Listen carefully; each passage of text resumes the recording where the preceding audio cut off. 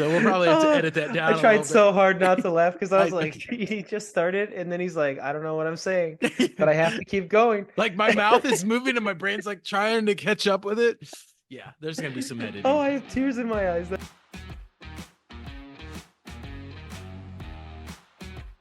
Hi, and welcome to Filmmakers Compass Podcast, a show where we talk about movies and, well, more movies. I'm D-Man, joined by CP. CP, how you doing today?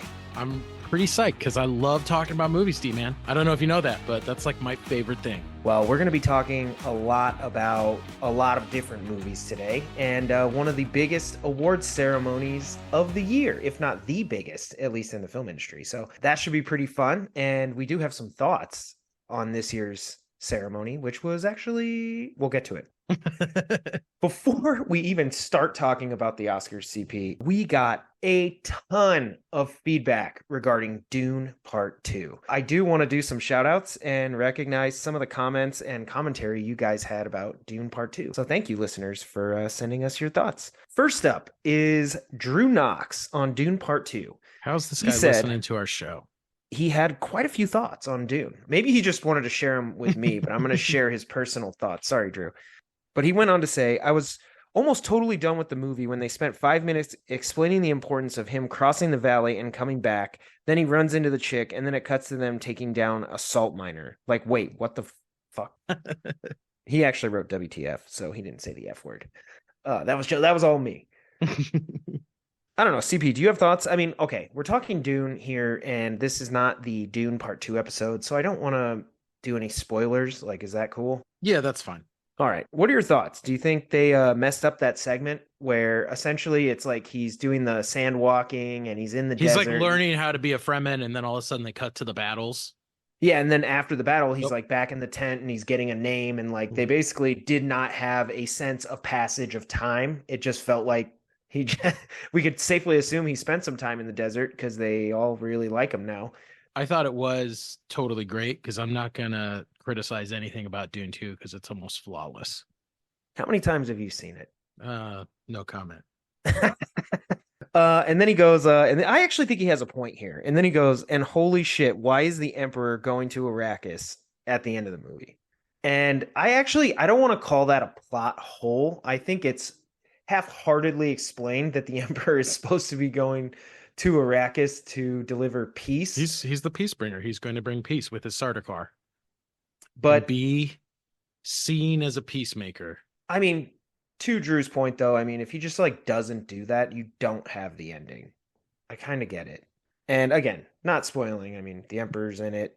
If you've, read it all, we're not going to reveal what actually happens. But you're like, why would he do that?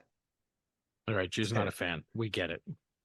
And then he went on to say Dune 2 didn't pick up or feel epic or big in any way until that gladiator shit. It was just anytime they showed a salt miner ship, you'd get your shit blasted with loud bass and be like, see, it's epic and huge. Okay.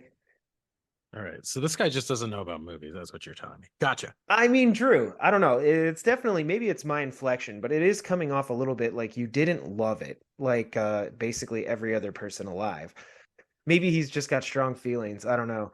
But I appreciate his stream of consciousness here and his thought process, because I do kind of agree with part of it. And I love hearing what people's honest thoughts were and not just riding that hype train. So, Drew, thank you.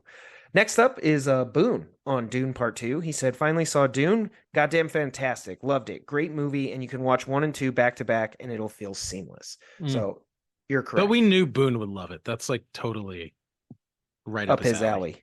Yeah, that's his thing. So next up, we have Ivor on Dune. He said, saw it, so much to unpack. I'm sure a second viewing would reveal even more. The sequence of Paul riding the worm for the first time was beautiful filmmaking. Loved the film.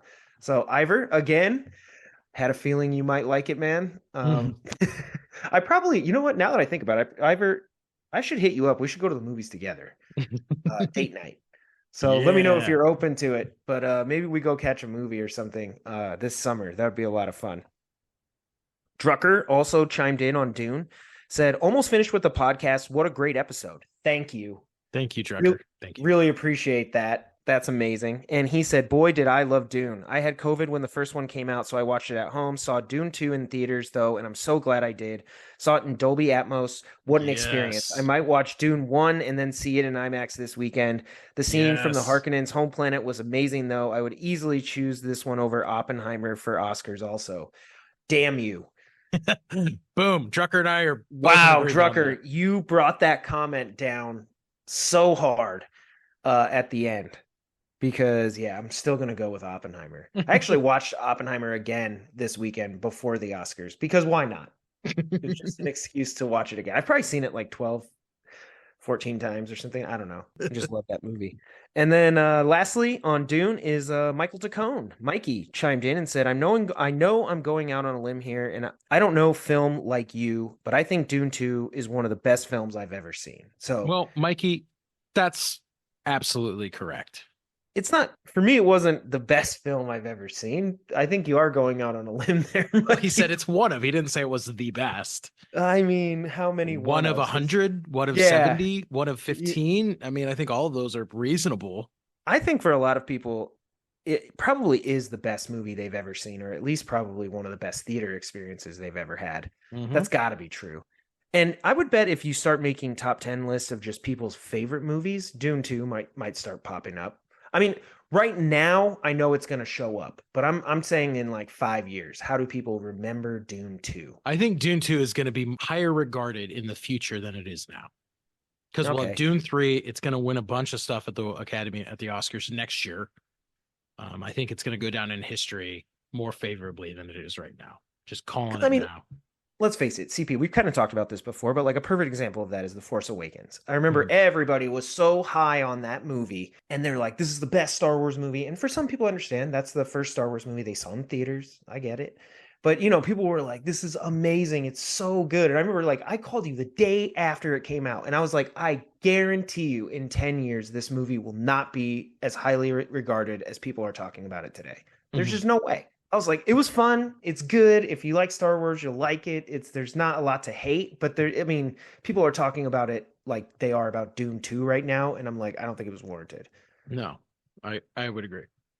I'm glad you agree because you never saw it.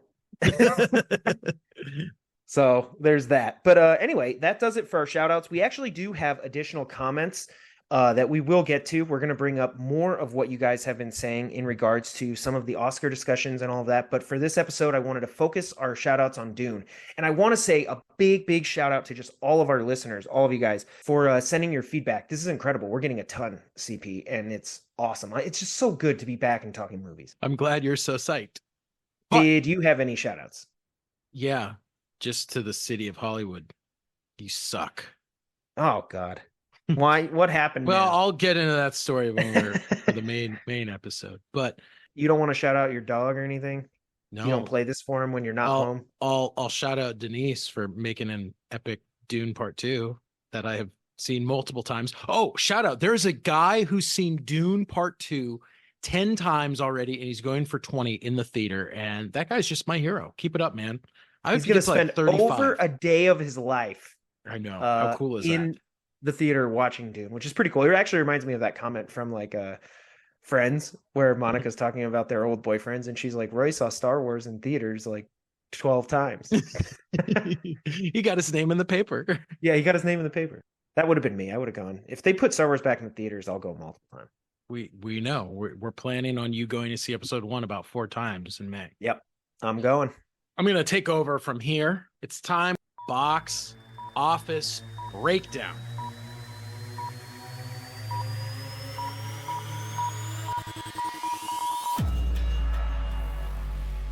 Everybody, I know what you're thinking. There's only one movie in America to see. Guess what? Dune Part 2 is in fact not the number one movie in America this past weekend. Can Get you out believe of that, here. D-Man? Oh my God, are you serious? I Yeah. actually was just laughing because I was like, it's so obvious. Yeah. Dune Part 2 has fallen to number 2 in the domestic box office. I cannot even imagine what is number one. Kung Fu Panda 4. All right, that actually does make sense. Family movies do really well. This is what is wrong with America. You guys want to blame Biden or Trump? No, blame the people that went to see Kung Fu Panda over Dune. I You mean, are the problem. are you going to go see it? Maybe you should before No, we talk shit about why it. would I go see it when I could go see Dune Part 2 again and again and again? I mean, Yeah, for what it's worth, I went and saw Dune again, if that makes you feel better.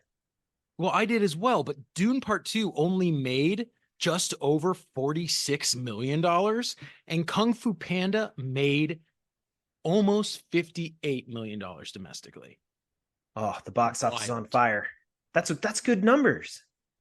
That's just wild, though. I mean, there are actually people that were like, I would rather go see a talking panda fight karate or kung Well, fu. you have to factor in that like little kids, particularly and families, you're not going to be able to take your kids to Dune. They I can't sit will. through I that. would take my 4-year-old to do, and I'd be I like, learn know some. you will. I mean, you should too, because you're going to inspire your kids the way that like Lawrence of Arabia inspired a young Steven Spielberg. Make them sit through it and enjoy it and look at it. Like, do not give them a tablet or a phone. Just endure. Yeah. But at the same time, like, yeah, I get why parents would pick that. And so then number 3 in the box office is Imaginary, which I have not seen, but I have heard is atrocious. And Really? number 4 is Krasinski? Cabrini. Wow. I mean, Imaginary seemed like it could have like this really unique sort of charm to it if they did it right. Yeah, I kind of wanted to see it, but did not happen. So, but when we look at the worldwide numbers, now this one should make you happy, D-man. In the global box office, again, for this year, The Beekeeper is still, well, it's still holding strong, having made over $152 million. Nice. That's at number 3. Number 2, a movie you saw, Bob Marley, One Love, at just Also over good. 160 million. And number 1, Dune Part 2 at nearly $370 million. Wow, that probably puts it over the number that it would need to that break even number. I would think so. I think they said it costs like 190 million to make, something along those lines, which is still pretty expensive. But they normally say you got to like double that, and then that's approximately how much the studio actually spent on all of production, marketing, advertising, promotion, all that stuff. So that's pretty good. I mean, they're coming into profitability, and obviously the movie's still performing very, very well, albeit not number 1. Well, and about 60% of that viewership is actually the international audience. Yeah, so I mean, this movie's doing really well. It should be popular enough that hopefully we'll get Dune Messiah. Yes, I know. How exciting. So that's what we got on the box office, folks. Chime in with your thoughts. Well, thank you, CP. And we will keep an eye on whether Dune Part 2 retakes the number 1 spot in future weeks, which is very, very possible. Anyway, as we mentioned at the top of the episode, if you weren't paying attention or no longer watch because the audience numbers have been dropping for years, or in case you just missed it, the Academy Awards were this week. I believe the 96th Academy Awards, correct? 96th. Very exciting. And the reason it's so exciting is because Oppenheimer is nominated for Best Picture. And that was like my favorite movie of this last year, as I mentioned in our 2023 recap. Loved Oppenheimer. One of the things that really stood out to me was that Christopher Nolan finally had a chance to be awarded his flowers, finally be recognized by the Academy and his peers as the supremely awesome director that he is. I was rooting for him the entire time. I couldn't wait for it. And we'll get to the winners and everything. But what are your thoughts? What do you think of the Academy Awards this year? Well, I thought the Academy Awards, well, okay. First of all, this was the first time in a long time that I actually went to an Academy Awards party in Hollywood.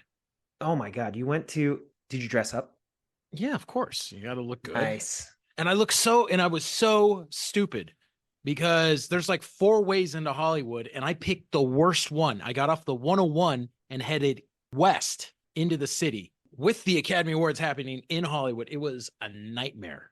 Like, 4 major roads were closed down and it took me an hour and a half to go 3 miles. They should shut down those freeway exits. I don't think they should keep them open if the roads are shut down once you get off. I don't understand the point. Right, the roads in Hollywood are just narrow anyway, and there's so many people, and there's all these stupid tourists running around. You cannot, like, it is not designed for the shutdowns that it has. I mean, it's bad enough driving Hollywood on like a regular Wednesday. I mean, was the party at least cool? Oh, party was amazing. It was a great time. I met some awesome people. and I had a good time watching the Academy Awards. I actually really enjoyed watching it this year, as did most of America. I actually was checking the numbers, about 22 million viewers, which is the highest in the last about 4 or 5 years. So that's good. Apparently they're getting something right. Yeah, I mean, I thought the show was very lively. I thought, ironically, it's normally criticized for being incredibly long, but this year they moved it up an hour. So it started at 4 p.m. out here on the West Coast and 7 p.m. back on the East Coast. But it allowed them to sort of extend the show by an extra hour. So instead of being 3 hours flat, it was, and then running over into the news program if it went long. Now it was 3.5 hours, but it felt like the show wasn't rushing the way I think it felt correct. Right. Yeah. It felt like they were taking their time and allowed to do their bits and like have fun. They were still cutting people's speeches off and everything. I mean, that's a staple of watching it, particularly the Academy Awards is, the music starts playing and you got to finish what you're saying or get the hell off the stage. I don't know. I felt like by doing that, they should stick to that. I thought it worked. Yeah. No, I thought it was a lot better. I like the idea of making it earlier. I thought that was a good call. Dude, and they had a lot of good bits in this award show this year. There were a lot of fun moments that really stood out. I mean, nothing quite like Will Smith slapping Chris Rock. That was like surreal. You just do not expect that. And that's a moment that also I think put an awkward, sort of dark cloud over the ceremony after that. And even for that matter, the news cycle for like a week. Yeah. It was just an uncomfortable moment. It wasn't one that I think people took a lot of delight in, even though they were getting a lot of clicks out of it. I mean, it was just awkward. Where this show didn't have any of that. It was very fun and celebratory, and it seemed like people were enjoying themselves. No, I definitely agree. What was your favorite sort of bit? I had a few. It seemed totally unscripted, and I don't know if they were just like drunk or something, but I actually liked when Danny DeVito and Arnold Schwarzenegger came out. Oh yeah, I love because I think Arnold it takes basically they come out and they're like we're presenting award together because it was like a very twins. You thought this was going to go in a twins-esque direction, and instead they start talking about Batman and calling out Michael Keaton. Yeah, well, it's great because Arnold's really the one who takes it there. Like they're like we have a shared history, and they're like we were both Batman villains, and then so they're talking about it and you're like okay, and then all of a sudden they spot Michael Keaton out in the audience, and then you hear like Danny DeVito like yeah Batman, and then you hear Arnold and he's like Batman you son of a bitch, and like they literally almost go into like villain mode right there on stage, and I was like this was so fun. Like just to throw it back, they mentioned the Penguin and Mr. Freeze and all of that. But even Michael Keaton playing along in the audience, sort of mean mugging them, like I'll come up there and take you down. It just worked really well. It was fun. It was hilarious. I definitely enjoyed it. And you know what bit? It almost seems ridiculous that it worked, but it did work thanks to the actor doing the bit, and that is the John Cena bit. Yeah. So Jimmy Kimmel, the host, references a streaker from I think like either a 60s or a 70s Academy Awards telecast. And they show it up on the big screen and our screens, our TVs. And then all of a sudden you hear John Cena, like he pokes his head out from behind one of the set pieces and you just hear he's like, psh, psh, and he's like, Jimmy, I can't do the bit. And it's like, what are you talking about, man? Like you're a pro wrestler. You're basically naked all the time. Like you got to come out here and do this bit. And John Cena just plays it so well. Yeah.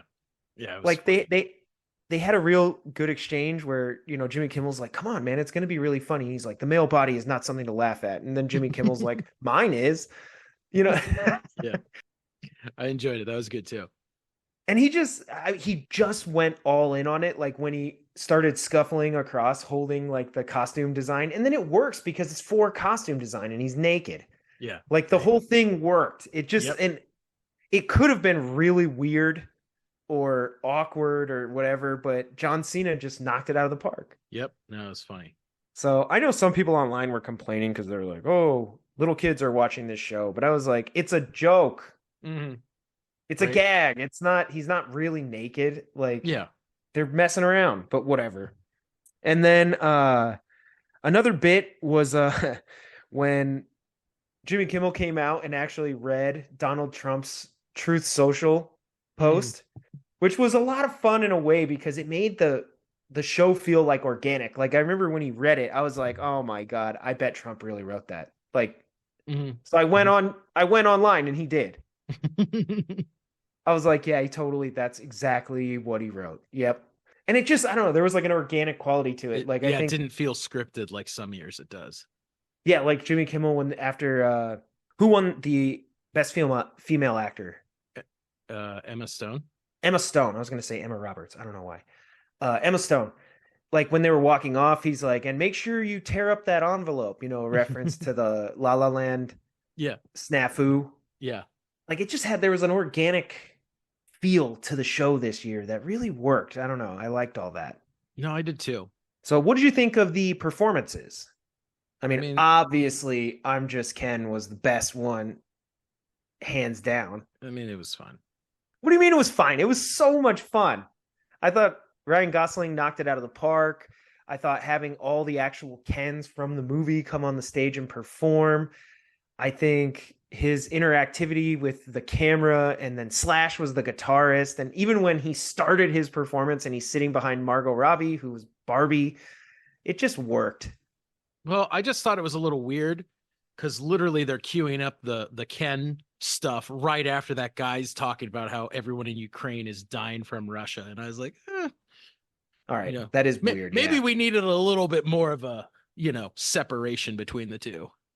And that was another thing that stood out to me was this show wasn't very political. I mean, Kimmel had a few jokes, and then obviously he read that Trump post, but the Ukraine statements actually worked for me. I think if you're Well, ever going to be political, that's what their documentary was no, about. I mean that guy definitely. What's he supposed to do? Get up there and be like, "I'm glad Russia just killed 1 million people in my country! Yay, Academy Award!" Right? Like that's his time, and I thought he had a really good speech Yeah, I talking about think how he was so like regretful that he had to win this award because that meant he had to document these horrors. because I think that's been a criticism of the Academy Awards in the past is people's ability to get political. But I think when the content or subject matter of the actual movies that you're talking about are also what you're talking about in your speech, then that makes sense to me. Yeah, no, I agree. To that end, yeah, I thought that also, felt appropriate. It didn't feel like, some out of touch celebrity getting on stage and talking about Ukraine and they don't know anything Yeah, other no, than this what. this guy's from Ukraine talking Yeah, about what you're he like, this experienced. Yeah, actually makes a lot of sense. And I even really loved his line where he was like, honestly, this is the one movie that I wish I never made. yeah, Like, I wish that never happened and we never had to even do this. yep, Like, sucks. And so I yeah. thought that worked. I was like, yeah, it actually had like a very serious tone, and people were like, yeah, No, I agree. I get a agree. little political, I guess. So, but other than that, they really sort of avoided that for a majority of this ceremony. They weren't going too hard in on No, I outside liked it. costs, It was about the different movies. stuff. It was about the artists. Another change, and I don't remember if they did this last year or not. I really liked the decision to instead of most years where they're having showing you clips of an actor's performance. I liked having actors come out who knew these actors and knew their work and kind of just spoke from the heart about and introduced them. I thought that was much more genuine and effective. I Yeah, like the that. way the stage was set up was that they had sort of these screens that were portraying the actors nominated in their roles. And then on stage, it was last year's winner and then four previous winners for the five Mm-hmm. nominees would Mm-hmm. come out, and each person would then speak directly to that nominee. And it worked really well because I think for a lot of the people speaking to their nominee, they had a connection with that person, whether it's having worked with them on a previous project, maybe they're friends or they Yeah. came up together in Yeah. Hollywood, or maybe they were a mentor. I Yeah. don't know, but it worked in the sense that I think if that was too scripted, it might come off a little dry, where Yeah. you're like, I don't know, that you're just saying those words, but do you even really know this person? Yeah. I don't know. I thought it worked. I love Nicolas Cage. Yeah. He was Right. so funny. He's like, would I do that? He's like, of course I would. But oh, that was classic. But yeah, I thought there were some definite heartfelt moments. And then it also made sort of the increase in the, or sorry, the addition of the 30-minute time added to the 3-hour broadcast feel more meaningful, because it was like they filled it with like these sort of touching moments and the ability to really tap into those connections. Well, and I thought for the actors, like you're actually getting recognition. It's just not everybody cutting away and watching some random 30 seconds from the movie, 15 seconds from the movie. Like, this was actually a heartfelt kind of acknowledgement of their entire career in most cases. And I was like, that's kind of cool. I like that. Dude, I forget exactly who all was in the best supporting actor category, but that list of nominees was wild. It was like Mark Ruffalo, RDJ, Robert De Niro. Mm-hmm. Was it Ryan Gosling? Yeah. And who am I forgetting? Was it the guy from Rustin, or was he nominated for best actor? It was like a wild. I was like, dude, this category is stacked. Any of these guys could win. They're all amazing. Yeah, I thought that was great. What'd you think of Jimmy Kimmel's opening monologue? I mean, I thought it was fine. I think my favorite of all time is still Billy Crystal, when he Billy used to do Crystal's that. hilarious. Yeah, when he used to do that segment where he would kind of like go through the movies. Yeah, that was That was, funny. that was just an amazing bit. Mm-hmm. Like, it was so much fun and celebratory of like previous winners and all this stuff. Like, and then obviously the nominees too. Yeah, right. I don't know like how much I'm a fan of just straight up like stand-up comedy type, but if you do it, I mean, it can be funny, it can be entertaining. Like, I know some of the criticism online came that Jimmy Kimmel was making fun of RDJ, Robert Downey Jr., and sort of his past history with drugs and alcohol. I thought it was weird that he made fun of Bradley Cooper for taking his mom.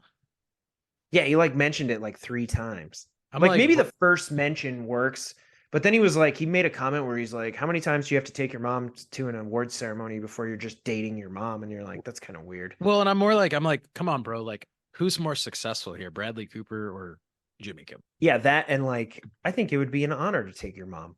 Like, well, and considering I think DiCaprio takes his mom a bunch, I know Ben Affleck has. I'm like, it's like, I don't know, dude. I thought you took something and tried to like make it. You drew unnecessary attention to it and made it pseudo creepy when you didn't have to. yeah, I don't know. Yeah, it seemed like he took a couple of those jokes maybe a little bit further than was necessary. Like, I like the joke he made with Robert Downey Jr., where he's like, this tonight nominated for an Oscar, Robert Downey Jr., this might be the high point in his career. And he's like, or one of the highest points. That's a good joke. But then like he kept coming back to that well, where I was like, hey, and then I think even Robert Downey Jr., like they cut to him and he's like, I mean, come on, like move on. Yeah. Like, and I mean, it's not that it's not something I think he's confronted himself. Even in Robert Downey Jr.'s acceptance speech, he even said, I'd like to thank my my terrible childhood and the Academy in that order. It was just, it was kind of like, it's like, bro, you don't need to like just beat this. Yeah, you're like beating a dead horse. Is that the saying? Yeah, I believe that's the saying. So, all right. On another note, then, we're going to swap off from just like the production of the Academy Awards to now the winners. What were your thoughts? Well, for one, Barbie pretty much got shut out with the exception of the song. Yes. They did. I mean, obviously the 2 songs were the best performances of the night. They did have a couple good ones. I think they had one of the tribes performing music from Killers of the Flower Moon. Yep. Becky G was up there. I don't remember exactly what the name of the song was, but it was in Spanish. They had Billie Eilish performing the song from Barbie, and then of course I'm Just Ken. There were a couple other ones too, but it was pretty good. I thought the performances were great. But Barbie did not win any major awards, I think, as you predicted. I think it was just the Billie Eilish one. I don't think they got anything else. As good as Barbie was, it was funny and entertaining. It was one of those movies where it's like, are you really, is it like Academy Award winning status? Maybe. I'm guessing you disagree. Well, I I mean, I think when it comes down to this is I didn't think there were a whole lot of big surprises when it came to the winners. Let's start there. Okay. I think Oppenheimer kind of went into this thing as the front runner. And I mean, people had been talking about it on the basis of the acting's great, right? all the cinematography is incredible, and it's winning the awards pretty much accordingly. Yeah, it did win all the major awards. I think it won 7. I don't know if I can run through all of them. I think it was like best cinematography, best score, best actor, best supporting actor, best picture. I Best don't know. editing. Best editing. Yeah, like it was, the awards you kind of were expecting it to win.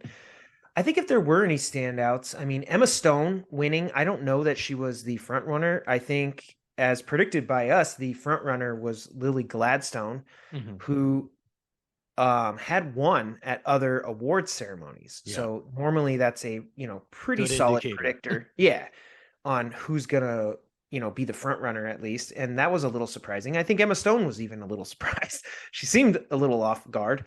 Yeah, yeah. She didn't expect maybe to be going up there right then. So, congratulations to her. I know Lily Gladstone, I actually really enjoyed her performance in Killers of the Flower Moon, but on the other hand, I kind of get why maybe they went a different direction there. Do And you?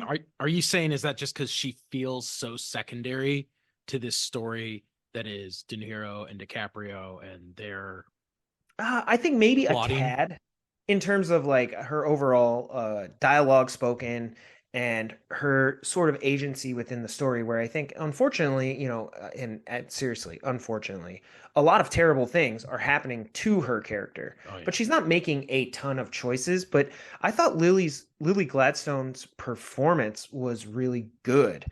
I thought through a lack of spoken dialogue, she conveyed a lot through facial expressions, emotion. She had quite a few scenes where she was crying. There's obviously the scene where Ernest has to give her medicine, and at the end, where he's basically like not confessing. Yeah. Hmm. She. I thought her performance was really, really good for what the role was. But yeah, I kind of get it. Like, I mean, Emma Stone was literally the lead, She's right? in like every scene of the movie pretty much. Yeah, and where I almost could see like Lily Gladstone, I mean, I wouldn't be shocked if that role had been nominated maybe for a supporting, in the sense that it felt like the two leads were Robert De Niro and Leonardo DiCaprio. Well, I But think like the Leo's character, or Robert De Niro's character, was nominated for supporting. yeah, I So think I don't know. I think the other thing that really worked for Emma Stone is it's a very physical role, right? Like her performance, a lot of it is the portrayal of this creature that she plays. There's a lot of nudity too, and I think that the Academy is usually very supportive of actors that are willing to be totally vulnerable with the camera like that. So I think both of those things, and there's a lot of non-spoken performance from her character because Yeah. she's learning to speak English throughout the movie. So I think all those things probably people were like, wow, that was a lot of work for you. Yeah, unfortunately, in that category, like I hadn't seen all of the movies, so it was a little hard for me to pick. Although I think just naturally seeing, having seen Killers of the Flower Moon, like I thought it would be Lily Gladstone, and I was rooting for her. So that was a Mhm. little bit of an upset. I think you had mentioned in pre-production about maybe an upset in special effects. I forget who won. Oh, yeah. Yeah. If you remember, Godzilla minus one won for best visual effects, Oh, that's right. That's right. which I thought was really cool because, well, in a lot of ways, I think it's kind of bucking the trend for visual effects now. I think most people were expecting the creator to win for best visual effects. Obviously, I mean, the movie hinged on the visual effects that throughout the Yeah. story. I think that people were pleasantly surprised that this movie made for such a small budget with like a real reverence for kind of the traditional visual effects used in the Godzilla kaiju movies was the one that pulled it off, and I think it was cool. And I mean, obviously that guy had a cool speech too. Yeah, I thought that was great. I actually really liked that he referenced Star Wars as Hmm. one of his special Hmm. effects inspirations, which Star Wars does rank really high on the list of films that inspired people to get into special Yeah, effects. yeah, right. So I thought that was pretty cool. A little Star Wars mention in there. I don't know. I thought, the awards ceremony, while it does feel like Oppenheimer swept winning 7 awards, I mean, a lot of movies did win awards. Poor Things won for, costume and set design. Obviously, Emma Stone for Best Actress.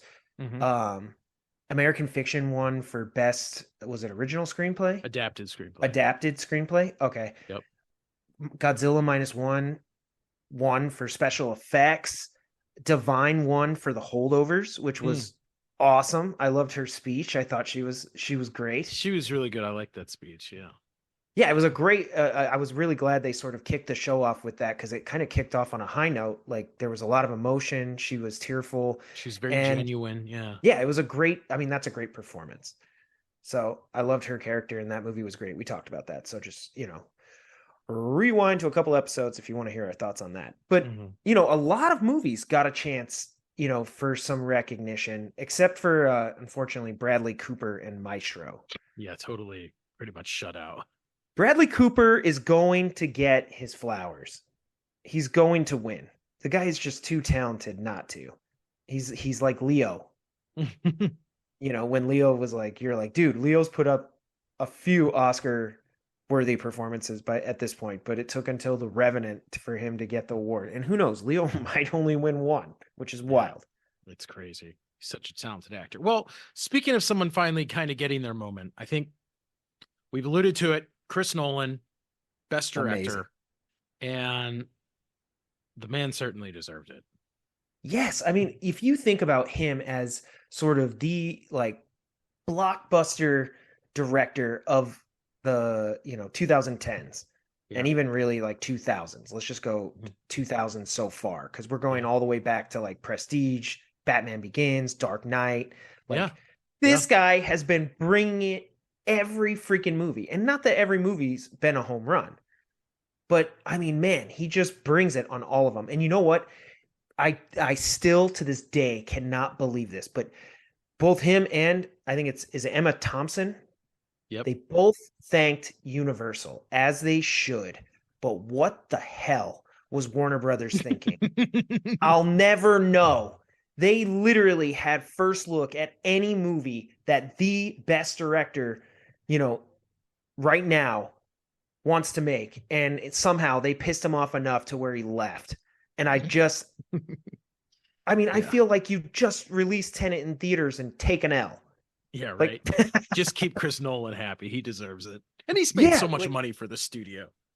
no, and like I was literally thinking like, man, that would have been Warner Brothers. But I mean, kudos to Universal for making that movie. And how about that? Universal has the Best Picture winner. That's Yep. quite impressive. So congrats to Universal as well.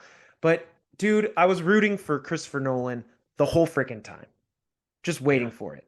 He's just one of my favorite directors. Like, and how cool is it that Spielberg got to present him the award? I know. That's awesome, right? He loves Spielberg. Yep. The guy who watched Oppenheimer first and said, I think this looks great. Like, that's pretty cool. I know. It's just so amazing. And I love when you finally do get to see those guys get recognized. I always rooted for Scorsese, and which one he won for Departed, correct? Yes. The Departed.